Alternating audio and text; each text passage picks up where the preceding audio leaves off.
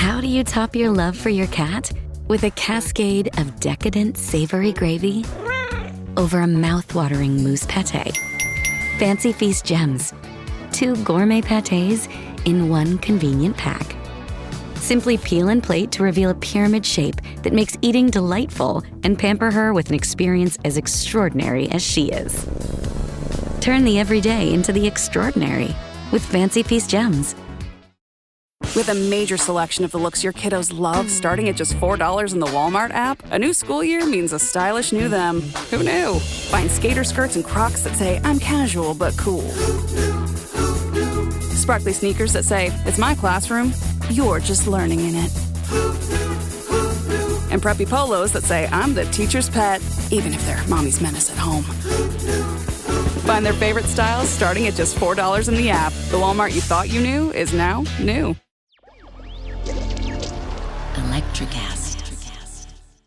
He should have had a come to Jesus moment, but he didn't. He kept going, and she just exterminated a cockroach in my eyes. Welcome to episode 108 of Generation Film, the podcast where 2 guys from the 20th century select a classic movie to show a panel of young filmmakers and see if it still plays for today's generation. I'm Mark Netter. I'm a filmmaker and instructor at Los Angeles Film School and co-founder and CEO of Electric Cast Media. And here's my co-host. I'm David Tausik, and here I am. I am Grace Chapman, and I am a student at the Los Angeles Film School and an aspiring screenwriter. Hi, I'm Jake Flowers. I'm also a student at the Los Angeles Film School, and I am an aspiring image consultant. Hi, I'm Guy Lewis. I'm a student at the Los Angeles Film School, and I like movies. All right.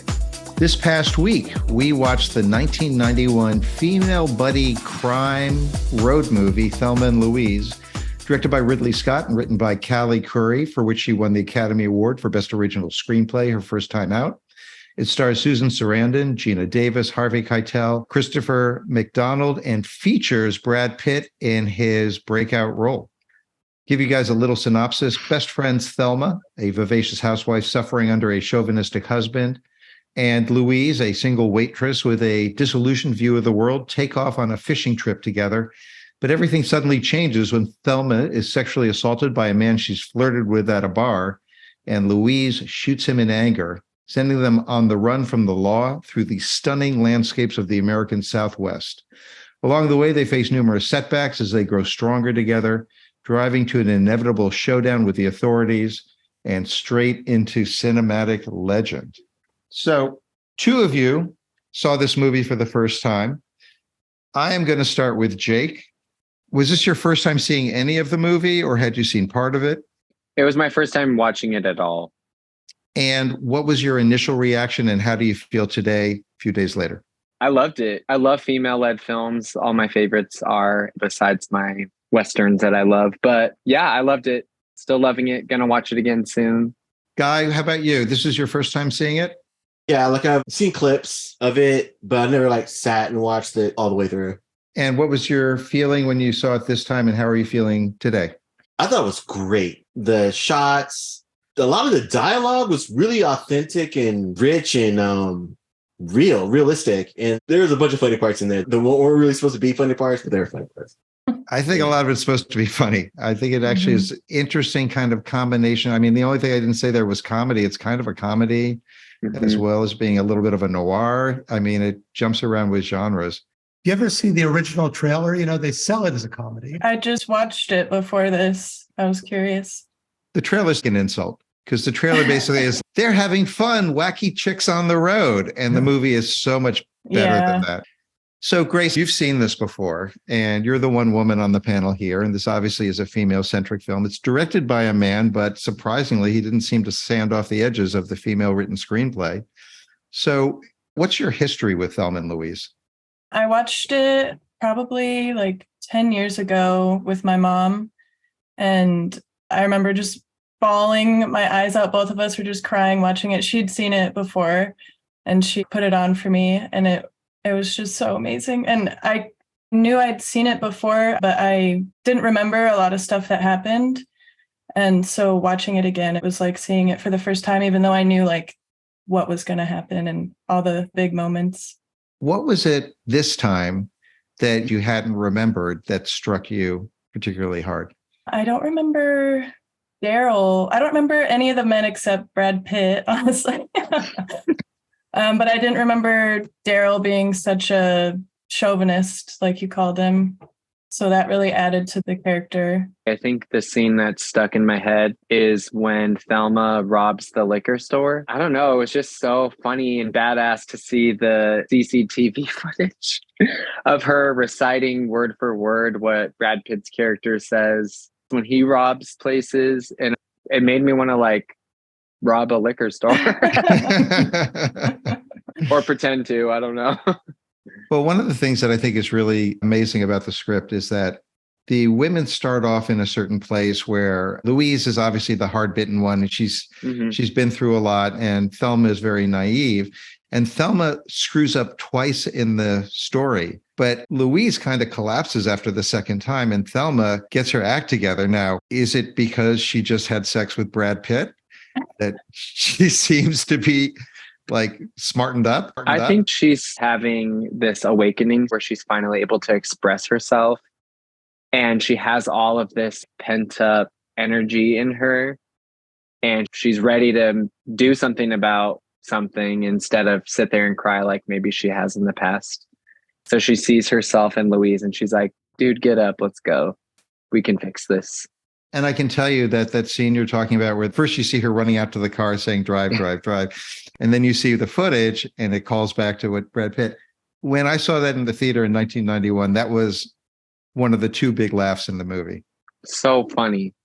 The other big laugh, tell me if this worked for you guys watching it at home. When they call into Daryl and Louise is warning Thelma, okay, if he sounds at all doesn't sound normal in any way, just hang up because it means they're trying to trace the call. And she calls up and he goes, hi, Thelma. And she goes, click. Theater exploded. I love that. The funniest scene in this movie to me was when all the cops were watching TV at Daryl's house and he was standing in the background with the remote. He just turns the channel in the middle of the scene just to mess with the cops. I died. I watched that like 3 times. I had to stop and rewind it. And that's, I love that scene. And then the scene where they confront Harlan, and then the scene when they confront the truck driver. Yeah. Oh, I was going to say that. Those two scenes together kind of had like a opposite kind of bookend the experience for them. Yeah. So like they were out of control in the first one, but after they've been on the road together all this time, and then now they're able to be more in control with the truck driver. I thought that was really, really cool and interesting. Grace, you said you were going to mention that scene in particular? Yeah, just because he had been harassing them for so long on the road. And that was one of the big scenes I remembered from the first time I saw it. I always thought it was so funny because I kind of want to do that to some like disgusting men. But it's just a really great scene. And how could you forget like the giant explosion? It's kind of their last triumph, right? Before they're hunted down. And the other thing too, I don't think it's an accident. That truck is the biggest phallic symbol in the movie and they blow it up. The characters are different after the scene where Thelma is in bed with Brad Pitt. And the whole tone of the movie changes. Before that, everywhere they go, you just see trucks, loud crop duster planes. There's factory machinery. It's all these horrible male symbols that make the world ugly. And then once that scene is over, after that, it's all picturesque. It's quieter. They're out in the Southwest with beautiful scenery and everything is different. That's so true. Kind of becomes a Western after that. David, did you have a particular scene that stood out to you? You know, every time you see Daryl, every time you see Harvey Keitel, all these side characters have great, great moments in the script. And of course, the two leads, Thelma and Louise, have lots of great scenes too. I don't really have one favorite. What I noticed was how the film was put together, how Ridley Scott used all these symbols, these trucks, all the background little things sort of fit in. To me, it's a very untypical Ridley Scott movie because that's not what he's about. Usually he's about incredible production design and big set pieces. And this was more about characters in a mood that he sets. Yeah. If you look at the shots that they did, there's a lot of moving car shots. You see the actual car on the road, tires rolling, background going. That is, kind of pricey. It's really expensive and hard to do. Also, it didn't look like there was a lot of rear projection done. Like, I didn't see a scene where I thought that was happening. They had 4 of those Thunderbirds, all identical. One for putting the camera in, one for shooting. And so Scott is good at that kind of thing. He shot a lot of car commercials and he knows how to do those logistics. And also Susan Sarandon and Geena Davis were given both driving and shooting lessons during pre-production. Dang. They didn't know how to drive before? I think they didn't know how to drive like at the level they needed to for like the movie, I have to say, I noticed what Guy did as well. I kept thinking, like, is there any rear projection here at all? There were a couple shots I thought might have been. Yeah, there was one where I think Louise was driving and she looked like she was switching lanes a million times, but maybe she actually was because it didn't look fake or anything. I know that scene you're talking about too, but if it was rear projection, they totally fooled me. Grace, was there another scene that you wanted to mention besides the one that Guy hopped on? I guess all the Michael Madsen scenes, I forgot he was in this movie, and it was really nice to see him as a nice guy for once, so I don't feel bad about being attracted to him. Well, he does clear the table in anger at one point. That's true, but... You don't get the sense that he betrayed them, right? No, not at all. I don't know. He did talk to the cops. Well, I mean, he didn't know anything. He didn't say where she was going, just gave her the money. They got found out from JT, which is the Brad Pitt character. Right. And he was also super worried about her. So he probably was thinking maybe they could bring her back or something. Doesn't it feel like he jetted in from like Quentin Tarantino world? Yes. And that's the thing. Yeah. I thought the exact same thing with Harvey Keitel. Also, I just thought it felt like such a Tarantino film in some ways.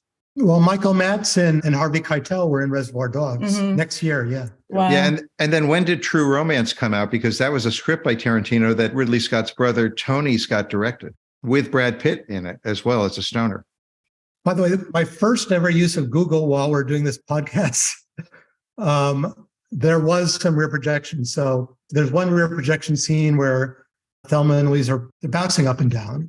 It's clearly rear projection. And then I'm thinking about the very last scene. I don't know who's in that car. Either it's crash test dummies and it's real, but probably it's rear projection. So I want to pick up a particular scene. I was watching it and my son came in the parking lot scene at the end of Act 1 that really makes the story happen. Just a setup. Thelma's been feeling her oats. She's been in the bar. She's been flirting with a guy who I think we suspect immediately. Louise certainly suspects there's something off about him. And they get out in the parking lot and basically he starts raping her. And Louise comes out with the gun that Thelma packed, holds the gun up, frees Thelma, but she doesn't shoot the guy until he says, "Suck my dick," right? And then he gets the bullet. I swear in the theater, nobody thought that she was wrong. That's a huge, huge cinema history scene because leading up to there, it is the fun movie. It is the fun girls getting away from the husband, getting away from the boring life, out on the road. And my son did not leave after that. He stayed and watched the entire thing. Yeah. And I just wondered, especially for those of you seeing it for the first time, what did you think when Louise took her shot? I was like, damn, I want to do that one day. No, I think the heat and the tension and the pressure of the moment when the assault was happening, I was like, we're not expecting that level of intensity from this film. So leading into the murder, I was like, she better kill him. If she just walks away and doesn't shoot him, I'm going to be pissed. And then she shot him and I was like, you go, girl. And then I was like, wait, what the hell? She just killed him. It took me a minute. And then I realized, okay, now they're going to be running from the law. They're not just going on a girls trip. Guy, did you have a similar reaction or? So there's like what people would do. And then there's like the law, right? So if she'd have shot him while Harlan was on top of Thelma, in my personal book, that's fine. You know what I'm saying? And even when she shot him later, That's still kind of cool in my book. But the fact that she didn't shoot him right away in the eyes of the law made it not just self-defense in the defense of others, but made it something personal. And I don't think she shot him because he was on top of Thelma. I think she shot him because of Texas. Because of Texas. Yeah. Because of her past. Yeah. Yeah. I mean, one of the things the movie does so brilliantly is they tell you just enough of Louise's past without telling you everything. Mm-hmm. You know, it is the moment where she seals her fate, right? Now, in a lesser movie, somehow tricks happen, and at the end, they end up getting away with it and coming back to society as heroes. But this movie is much deeper than that. Grace, what did it feel like to you? I knew when she didn't shoot him right away, when it could have been clearly self-defense, people would use that as an excuse, like, oh, she's a murderer, she should go to jail, she shouldn't have shot him. But this guy had it coming, honestly, and he could have harmed so many other women. And the fact that she shot him after makes a lot of sense to me, because she was trying to be the good person and give him a chance. You know, she got her friend safe. That was what she wanted. So she backed off. But he had to keep going. Like, he should have had a come to Jesus moment, you know, but he didn't. He kept going, and she just exterminated a cockroach in my eyes. Yeah. She basically kills him for disrespecting her. I mean, ultimately for disrespecting women. It's a great trick the film pulls off because they can't go to the police Exactly. because of that. And that's what you need. Okay, so that was 1991. Here we are 32 years later. Do you think that that story would be harder to accept, them not going to the police, that there's more consciousness today than there was? Or do you think same thing holds true? I think it's sadly still the same in many ways. It's just not understood how victims of sexual assault react. A lot of them, even if nobody got murdered, they don't want to go to the police to report it, just because there's still so many things people don't understand about the psychology of victims. But there are parallels from like now and during 1991. Brett Kavanaugh, when he was nominated to the Supreme Court, he was facing sexual allegations. And in 1991, that was when Anita Hill testified before Congress about sexual harassment she experienced from Clarence Thomas. And he was just about to be confirming his seat in the Supreme Court. So very interesting parallels. Don't you get the sense that Louise, whatever happened in Texas, she probably went to the authorities or tried to have something done about it, and nobody listened to her. And so that's why she says going to the cops is a waste of time. Maybe it was a cop. Yes. Oh, shit. That's amazing. There's something about it where the movie is able to hold the drama and the real life feeling of that, but still feel movie-ish in the sense of the enjoyment that you get as the story goes on. And I just think that balancing act is just unreal. I mean, it's exuberant at times. Yeah, it had everything that movies at the time had it, at that time. You even think that Brad Pitt's character, JT, is going to turn out to be a good guy because he's an outlaw like them, right? He's just like all the rest.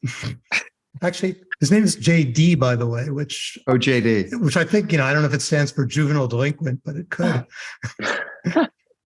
I love that. Changing my name to JD.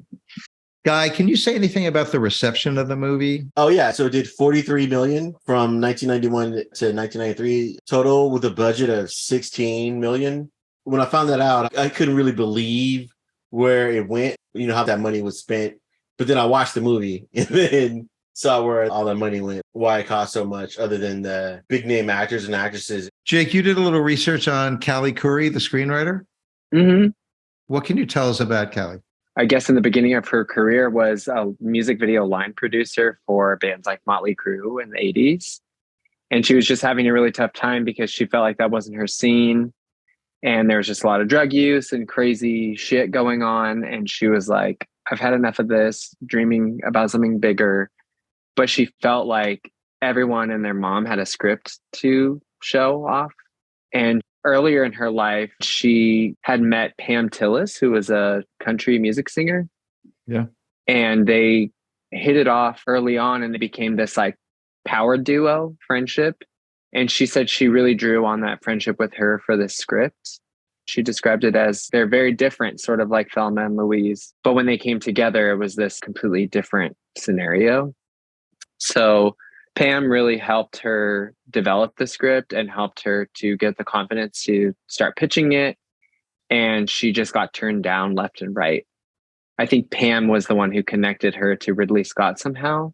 And she was afraid at first to let Ridley take the script on because she was afraid that it would lose the feminine edge that it needed. And it was her original idea. And it was just like her brainchild. And he really did it justice, she said, and honored her vision. And yeah, she won the Oscar for it. So First time out, not bad, right? Mm-hmm. And she said it was a whirlwind. Like, it happened so fast. He basically gave her a call and was like, you can shop this movie for the rest of your life and eventually make it as an indie film, or we can make this movie right now. And she was like, holy shit. And it happened. And she went on to create the show Nashville 20 years later or something like that. Yeah, she spent the beginning part of her life in the Midwest and in the South. So I think a lot of her aesthetic is pulled from that. Yeah, and the fact that there's no one else with writing credit on it, didn't go through the Hollywood mill of rewriting or softening the edges. But, you know, Ridley Scott, for a man, has a pretty good reputation as far as dealing with women. And David, maybe that can give you an opening to pick up with some background on the director, Ridley Scott. He's been around for a long time. So he started directing and doing production design for British TV back in 1962. And I formed Ridley Scott Associates, which is this unbelievably successful commercial advertising firm. I started that in 1968, and he's still directing today. He has Napoleon coming out this November, and he'll be 86 when the film comes out. Oh. And he has another film scheduled for his 87th birthday, Gladiator 2, that he's started filming already. His first feature was The Duelists, and it won Best Newcomer at Cannes. So good start. And then his second film was Alien, and that was just a knockout, both critically and commercially and culturally. It just was a big thing, scary as hell. But also with a super strong female protagonist. Yes. That was unusual for the time. It was unusual. And interestingly enough, the writers, they only used last names. So everyone in the film had a last name, didn't have a first name, and their gender was never actually specified in the script. So Ridley Scott decided that the main character should be a woman, and he cast Sigourney Weaver to play Ripley. She had never had a significant part in a film before, and her career was made by it. And after the huge success of that, he got a lot of money to make Blade Runner, a really great science fiction film that at the time was a tremendous critical and financial flop. Roger Ebert hated it. Pauline Kael hated it. All the critics hated it. It didn't make much money, but it was great. And then after that, he started making some pretty disappointing films. He made Legend with Tom Cruise, which I don't think is very good, personally. He made Someone to Watch Over Me. Yeah, there were big disappointments. He made Black Rain. That was a mixed bag. Very beautiful looking film, but not up to the standard of the first two hits that he had. And then he was going to produce Thelma and Louise, and he was just supposed to be the producer. They made a list of 40 directors to offer it to, and Scott actually went and offered it to 4 different directors. And each one of them responded by saying, yeah, we got to do something about these female characters. I don't get a good feeling about it. We've got to tone it down. They're not likable. And pre-production took too long. So Michelle Pfeiffer dropped out, and there were a lot of casting choices they had. I think Goldie Hawn and Meryl Streep were going to do it together, but they decided to do Death Becomes Her instead. Michelle Pfeiffer and Jodie Foster were going to be in it, but Jodie Foster had to leave to make Silence of the Lambs. And then we got Geena Davis and Susan Sarandon. Worked out well. Thank God. I know, thank God. Geena Davis lobbied for the role for a year, evidently. And by the way, her husband in the movie, Daryl, who's a comic buffoon kind of asshole, was actually her ex-boyfriend, and she recommended him into the movie. That's a nice recommend. Brad Pitt got the role because he was recommended by Geena Davis. Mm-hmm. That was because she screen tested against like 4 guys, and she was like, "That's the guy." Right. Yeah, I watched an interview and she said she was messing up her lines, like, oh, like dumbfounded. She was like, choose the blonde one. Billy Baldwin was given the role. He dropped out. And then George Oh my Clooney and Mark God. Ruffalo were rejected. And Robert Downey Jr. was cast, but Ridley Scott met him and thought he was too short. So that's when he went with Geena Davis's recommendation of Brad Pitt, who was unknown. My cat Freddie loves to be brushed and cuddled. But stirring up his cat allergens meant sneezing and itchy eyes. Then I found Purina One Live Clear. It's cat food that reduced the major allergen and my suffering in as little as 21 days. Now, we feel closer than ever. If you have issues with cat allergens, you really need to try Purina One Live Clear. Try new Purina One Live Clear today. Purina One, a difference from day one. This episode is brought to you by Indeed. When your computer breaks, you don't wait for it to magically start working again. You fix the problem. So why wait to hire the people your company desperately needs? Use Indeed's sponsored jobs to hire top talent fast. And even better, you only pay for results. There's no need to wait. Speed up your hiring with a $75 sponsored job credit at Indeed.com/podcast. Terms and conditions apply. The screenwriter only gave the script rights to Ridley Scott if she could help with the casting and like give her first pick and approve or deny who they chose. And she had like a completely different idea going in. I forget who specifically it was, but it was the worst choices ever. I'm sure Ridley Scott was like, no, we're not doing that.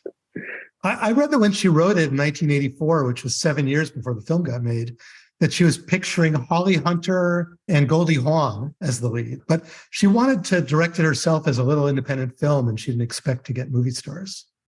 Yeah, I think Goldie Hawn would have been great, but I'm glad that it was who it was. I want to talk about the chemistry between the two actors. It is one of the rare times that 2 actors from the same movie have both been nominated for a Best Actor or Best Actress role, and both Geena Davis and Susan Sarandon got nominated for Best Actress. It's the last time that happened. And there is something so magical about their relationship in this movie. I think, Grace, maybe you can speak to this. What it says about female friendships and the ups and downs and being able to roll with the punches together and lift each other up. Is that part of what resonated with you and made you get weepy when you watched the movie?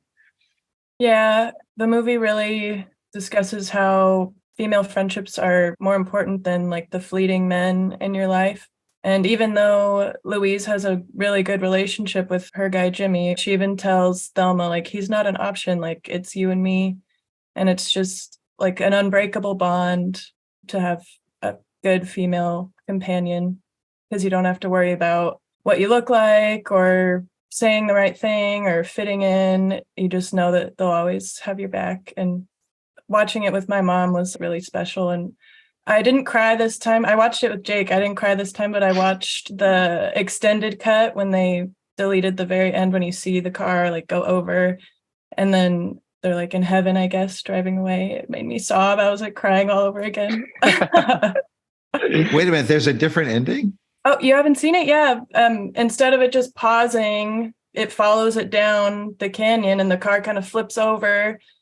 You don't see a crash or anything. And then you see Harvey Keitel running after them and all the cops putting their weapons down and walking over like, oh shit, what have we done? And then the very, very last scene is Thelma and Louise just driving off into the distance. And I think they did the right thing by cutting that out, because a lot of people would have been like, they live, but it's a metaphor. Yeah. I have a little issue with the ending, and I got to tell you, because when we start getting into the stars system on this, to me, there's 2 flaws in the movie. Both of these I felt strongly when I first saw it in the theater. This time, the first one didn't bother me as much, but the second one still did. So there's this African-American biker character who shows up out of nowhere just to do a gag that doesn't involve Thelma and Louise, where there's a cop that pulled them over. She shot some bullet holes in for air holes. And this African-American biker, which I called the Rasta biker because he was listening to reggae music, he comes over to the car. Here's the guy inside asking to be let out. And the biker is smoking a joint, and he blows the smoke Big ass blunt. He's smoking Sorry. a big ass blunt, and he blows the smoke into the air holes, and everybody in the theater laughed. But I was like, why? well, It doesn't add up. It doesn't make sense. It's so unnecessary. It is Yeah. funny, but it did not need to be in there. it's tokenism, right? Guy, you always count black people in movies, right? And this is, Yeah. is he the This- first one? One. And Yeah. it's just a huge Well, no, it was stereotype. not, because there was the cop. He was dark skinned, so he could have been any ethnicity. But yeah, that's just two. And I didn't see a black woman at all. you Yeah. know? So here's my argument for it. Yes, it is tokenism, but at least it's saying that there are other people that have been oppressed by the system. And when he blows the smoke in, instead of opening the trunk or helping the cop, we're all kind of like, yeah. So, I mean, again, so that's one of the two flaws that I felt in the movie that for me was kind of keeping it from being perfect. And the other one is about the ending. When the car goes off the cliff and it freeze frames and then it whites out. So whiteout is a really interesting choice as opposed to blackout, because whiteout is more like going to heaven and blackout is more like darkness and end. So there is a little bit of hope. And it's very similar to the ending of Butch Cassidy. Again, two outlaws who end up in a freeze frame where their demise is what's about to happen. We just don't want to see them shot up by bullets or crashing on the floor of the Grand Canyon. And then they start a series of gauzy flashbacks to earlier in the movie. And not only does that kind of take you away from this ending where we've just seen these women have like a total psychic bond where they don't say, let's drive off the cliff. Just Thelma says, I don't want to go back. And they are so as one now. They're like one mind, and they've made this decision. And it's such a beautiful moment and a spiritual moment. I think that's part of what makes the movie great, is it's got this sort of intense female spirituality. And then they kind of ruin it with like, hey, but remember, they were alive and they still look great and all this. And they didn't even have the guts just to play that out and then fade out. They start rolling the credits over those images, which I felt takes away from the ending of the movie. Am I the only person who feels this? Now that you No. say it, definitely, but it didn't bother me when I saw it, but I agree. Not now only that, but the song Yeah, they the chose song. for the ending. Yeah. What the hell is this? It was tacky. It bothered me because they say, like, I don't want to go back. I don't want to go back. And then what do? The filmmaker goes back and looks at the nice moments of their life. To me, that's not what the ending should have been about. I wanted them to crash. I wanted to see that. Oh, that's awful. We should see the car smash. Look up the deleted scene. It almost gets there. I'm okay with not seeing them crash. I just want to hold on that spiritual moment where they're up in Yeah. the air and it's whiting out and you're just like, oh my God, this is legend now. Right. Well, it's a moment of glory, right? So, it becomes a Western at the end. And Westerns are all about guys going out in a blaze of glory. And their deaths are somehow seen as, like their entrance to Valhalla. They become part of the great mythic legend of the West. And that's what happens to Thelma and Louise at the end. But I can't think of another film where a woman has had that moment at the end of a film. It's always reserved for men. Practical magic. Okay. We're going to eventually do a practical magic episode. We have got to. to. That'll be introducing it to David and me. Yeah, I haven't seen it. I got one other visual observation about the end. You remember when you see that overhead shot of all the cop cars converging on them as they're driving across the desert? They're one car ahead of the cop cars. And I just found out today, I'm not the only person who thinks this. Sperm and egg, perhaps? Oh, very interesting. Except the patriarchy is trying to fertilize them with bullets. Mm-hmm. Holy shit. Damn. I need to think deeper when I watch these I know. movies. That's a good one. That's a good one. Those are hard to find. Alien that's is a full really of, good by the one. way, these images of the evil monster penetrating people's bodies and trying to penetrate Sigourney Weaver's body. I mean, it's a big theme. I mean, basically, the ending of the movie is the patriarchy drives two women off a cliff, right? Yep. Exactly. So I want to talk a little bit about why this film has endured for so long. And I have to tell you, watching it this time, it was better than I remembered it. Mm-hmm. Me too. Also made me think about how no Hollywood movies today do anything like this movie does. I was going to say that everything is just like a remake, or they're not willing to take a risk on an original idea. And this was such an incredible brainchild. I wish we would take more risks like this. And also it speaks to what's happening in our country with our abortion rights being taken away and just more and more rights being stripped away every single day. I think everyone really needs to rewatch this film. Mm-hmm. Has anyone read about the reaction that male critics and I was wondering other that. men had to the film? I remember it at the time. Well, there would be articles like, is it anti-men? Is Thelma and Louise an anti-men movie? Yes, and that's a good thing. Well, I mean, Harvey Keitel's character, right? He's the balanced character. And Jimmy. Yeah. He was a good man. They're both somewhat impotent, though. Like Harvey Keitel is super impotent at the end. That's just men. I'm just kidding. I'm just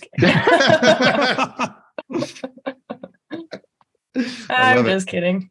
So, my son afterwards says, well, what do you think that movie was about? And this is what came to my mind. What does a gal have to do to get her freedom in this damn country? Mm-hmm. To be believed when something awful happens, to not have fear, to go to those who are supposed to protect you. Yeah, to be free enough that if you want to go on a trip, you can tell your husband he's not going to give a shit. Now, obviously, there's a lot of evolution since then. And, you know, most marriages I know are pretty equanimical. But the deep American feeling that this connects to, the value, is we all value freedom. One of the things we love about America is getting in a damn car and driving across New Mexico, right? Wide open spaces. As long as I'm not hurting anybody, I can do whatever I want, right? I'm not in a communist country. I'm not under a dictatorship, free to do what I want. And I think the trick of the movie is they gave the freedom to the women, you know, that this is a woman empowering other women to feel free and to be free. And that's, for some reason, is radical. Yeah, because almost all Westerns are about that tension between the freedom of the West, but the problem of the law and the lawlessness of the West, and how that gives you freedom, but it takes away freedom. And what's better is always a tough balancing act. A lot of these stories that stand the test of time are showing you what you want the most, and these two people have it, and you're like, oh, I wish I could have that moment. And I think forever and ever, people are going to want to feel the freedom that they had in the T-Bird, you know? The scene where Louise is looking at the old lady through the window, I thought the scene was really big and no one really talked about it. I just felt like that moment when their eyes met, it was like Louise was looking into the future and the older woman was looking into the past and thinking about their choices. I kind of felt the same, but I had seen the movie before and I knew that they weren't going to live that long. But those old ladies really stuck out to me too, because they were also just looking like disgusted at the young women. And I get that look a lot from older women. So I thought it was very interesting to like see that in a film, because I'm always like, am I crazy? But they also could have known like those are the outlaw girls, you know, and they were witnessing the crime. And then Louise is going to put her lipstick on, you know? Louise puts her lipstick on after she has that visual exchange with the woman. No, she throws the lipstick away. She's like, oh, it's not worth it. It's not even worth it. Yeah. Yeah. Oh. Those two old women don't make it look really appealing to live to be their age. Yeah, they look a good time. pretty miserable. Yeah. You want to stick around in the patriarchy? This is what you get. Look what it Sitting does. in a diner. They look caged in because like they're behind a window pane and it's not just an open glass. It's like the window pane with the T. So like they're kind of like behind bars a little bit. Yeah, I don't know. Damn. I just thought that scene was like big. You know, yeah, it stuck out to me too. Yeah, there's something ambiguous about it. And I love that Guy and Grace, you've had really completely different reactions to what's being said in that scene. Because when I was watching it, I was thinking like, are they in solidarity with Louise or is there something else going on here? And I didn't completely get it. And it really almost felt like a scene from a 70s movie, like an Altman movie or something where he would always use real people. And yeah, the lighting was nuts on those ladies. It was terrifying. Yeah. Grisly. I think another scene that really stuck out to me that I have been thinking about, and me and Grace kind of discussed it right after we watched it, but was the kiss that Thelma and Louise shared at the end. And in my head, of course, I was like, they're gay, you know? And then as I've thought about it later on today, I'm like, I think there's something being said about how relationships transform and they like transcend this binary of sexual or platonic. And the way that you described it really stuck with me as it being a spiritual connection, because the physicality of the kiss isn't by nature sexual, and it's also not just platonic. It's this other thing where they're like sharing each other's humanity before they die. And it's like not a sexual kiss at all, but it also like could be. I love that it's ambiguous, you know? But this entire film was reminding me of these really old sapphic romance novels from like the 1700s, and like this story about women and them being on the outskirts of society. But I know all of my queer and lesbian friends really identify with this film, and they're always dressing up as Thelma and Louise for parties, and it's part of lesbian culture, you know what I mean?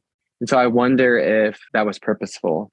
It was to just further maybe like agitate the patriarchy, you know, because female relationships can be so much more than like a sexual relationship ever can be, because you just, all you want from them is their company. Like your female best friend just wants to be around you. She isn't expecting sex, you know, and it's just like this relief to finally be around somebody that's like, you don't have to worry about that.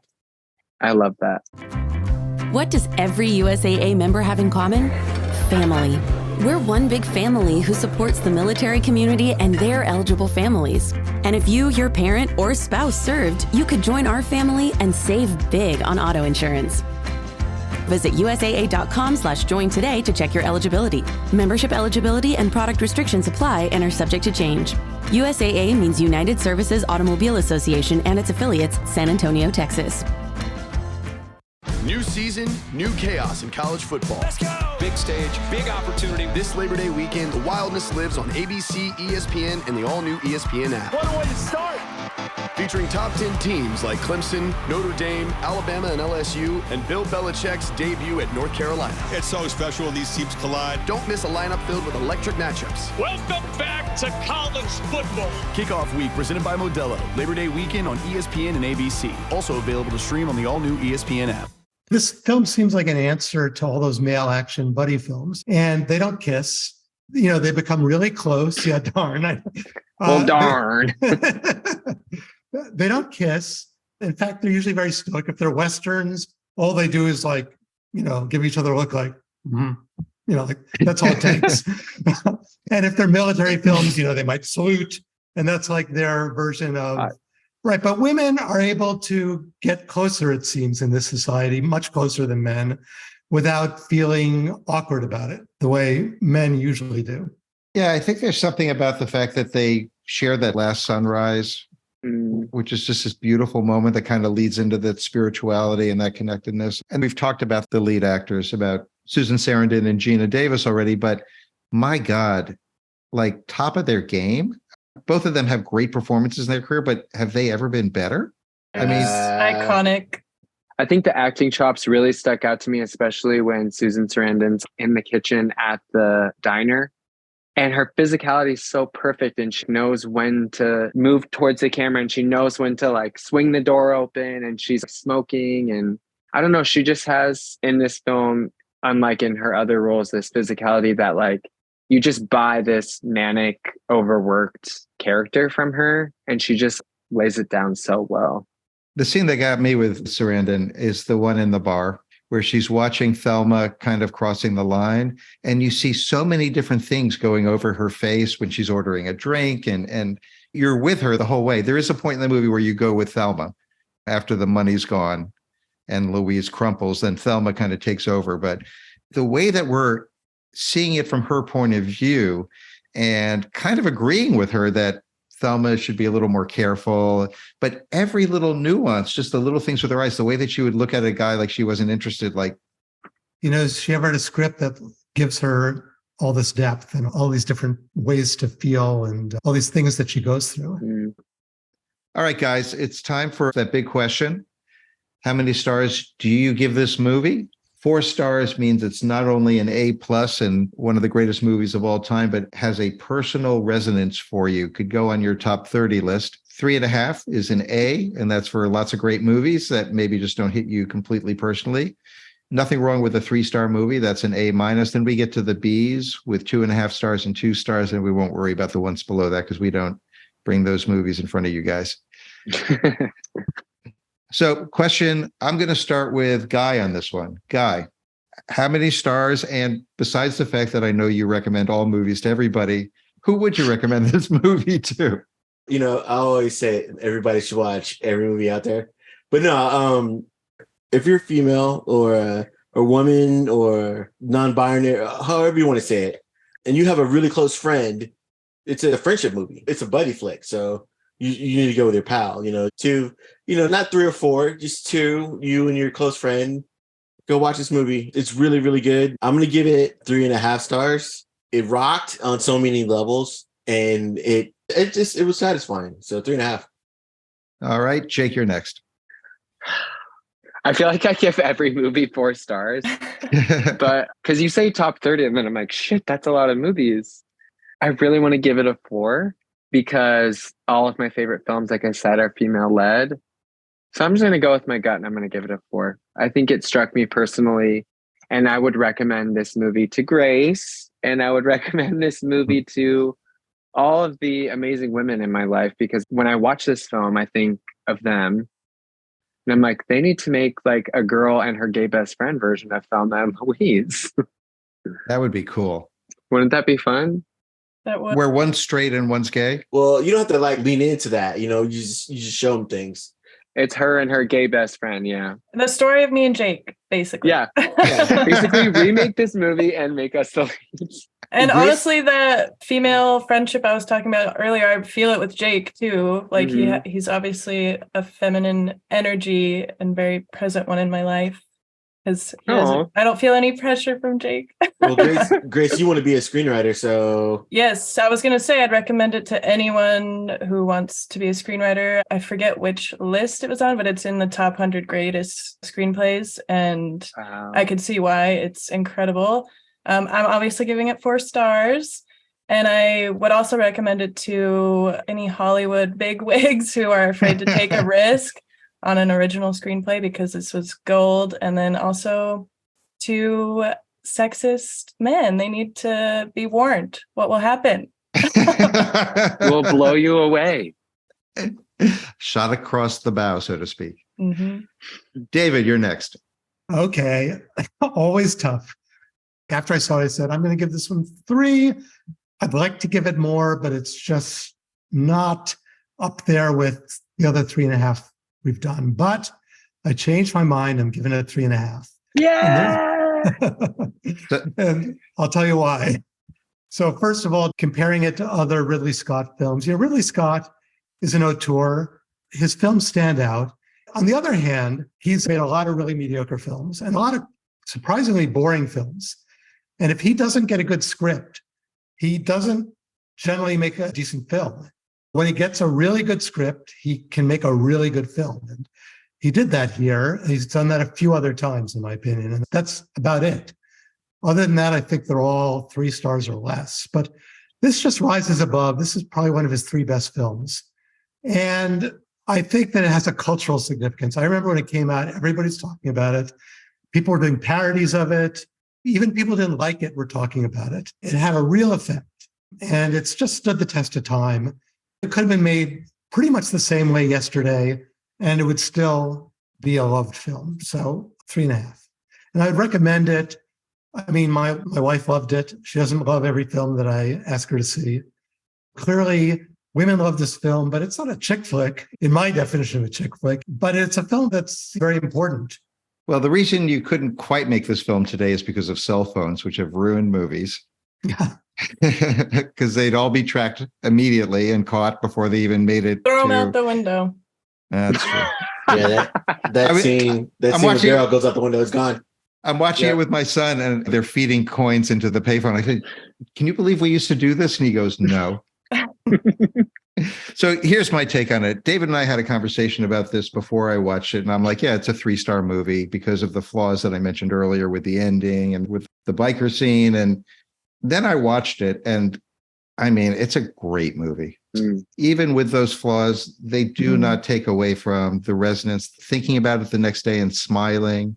How do you make a movie about two women that basically kill a guy, rob a store, drive off a cliff, and we're smiling at the end and filled with love, right?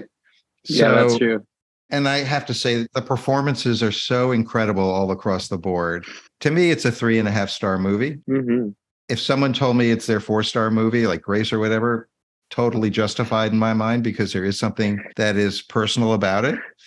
And I think anyone who really likes movies, who doesn't just go only for sensation, like I'm talking about special effects, if you like movies about people in any way, this is a great movie for you. It covers different genres. It'll make you laugh. And I think it's so much about America. I mean, I feel like the colors in the movie are red, white, blue, and desert. This is like a strong, strong feminist statement about America. And there's plenty of assholish complaints about feminism going back to the 1970s.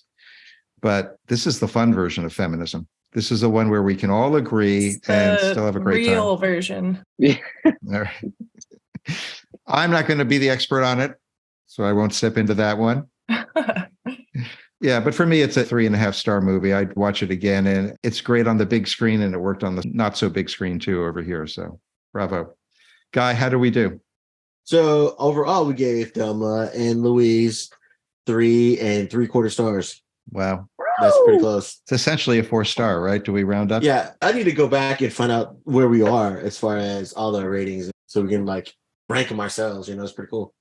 All right. If you want to stream Thelma and Louise for yourself, it is currently available on Amazon Prime Video and available for rental, lots of other places as well. If you like our show, please tell your friends to rate and review so that others can find us. Generation Film is an Electrocast production. Our executive producers are myself, Mark Netter, and Peter Rafelson. Our producer is David Tauzik. Our editor is Marcus Campito. I want to thank my co-host, David Tauzik, and my guests, Guy Lewis, Jake Flowers, and of course, Grace Chapman. Thank you all so much for being part of this. And please join us on our next episode, where we are going to roll back the clock to the Depression era for another politically charged movie by Frank Capra called Meet John Doe. And we're going to see how it plays for a new generation of movie lovers nearly 100 years later here on Generation Film.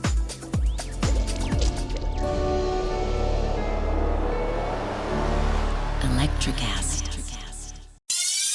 Hi, I'm Mark. And I'm Peter.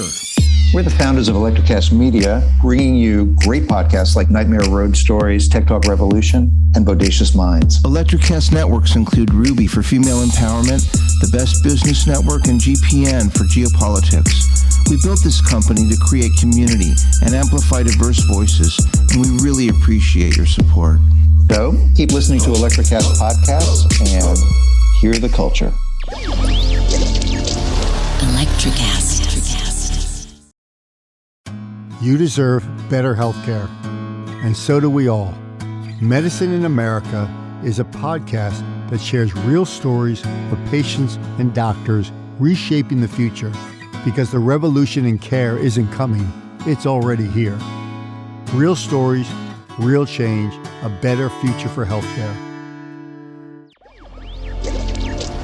Electrocast.